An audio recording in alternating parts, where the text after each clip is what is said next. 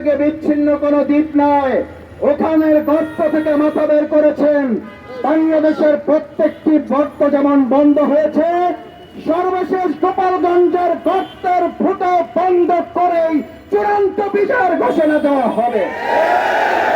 সুতরাং ভাই এবং বন্ধুগণ, আমাদের এই লড়াই, আমাদের এই আন্দোলন আগামী দিনের এই নতুন বাংলাদেশ বিনির্মাণের আন্দোলন, মানবিক বাংলাদেশ বিনির্মাণের আন্দোলন, ফ্যাসিবাদ মুক্ত বাংলাদেশ বিনির্মাণের আন্দোলন।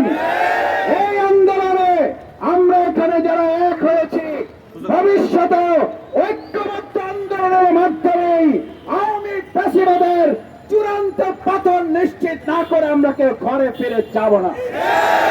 আজ তারা ভিডিও কলের বক্তব্য দিচ্ছেন, আজ তারা একভাবে বিভিন্ন জায়গায় কল রেকর্ড ফাঁস করছেন।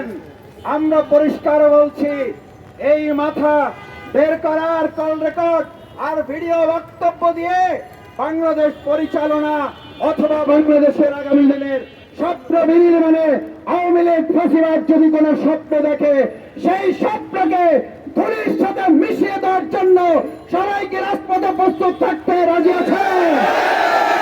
আগামী 19 জুলাই সমাবেশটি সফল হবে, লাখো জনতার ঢলটি নামবে। গোপালগঞ্জের আজকের এই ফ্যাসিবাদের হামলার জবাবকে আমরা দেব। 19 তারিখের সরব যুদ্ধানকে গণঅভ্যুত্থানে পরিণত হবে, ঢাকা নগরীকে জনগণের নগরীতে পরিণত হবে। আমরা পরিষ্কার বলছি, গোপালগঞ্জে যে হামলা আপনারা চালিয়েছেন, এই হামলা সার্জিস হাসনাত আমাদের তাদের এই সহযোদ্ধা কয়েকজনের উপরে নয়, এই হামলা 18 কোটি মানুষের উপরে হামলা। হামলাকারীদের অবিলম্বে গ্রেপ্তার করতে হবে, হামলাকারীদের অবিলম্বে আইনের আওতায় নিয়ে আসতে হবে। যে সমস্ত প্রশাসনের কর্তা ব্যক্তিরা নির্লিপ্ততা দেখিয়েছেন, তাদের বিরুদ্ধে অন্তর্বর্তীকালীন সরকারকে ব্যবস্থা গ্রহণ করতে হবে।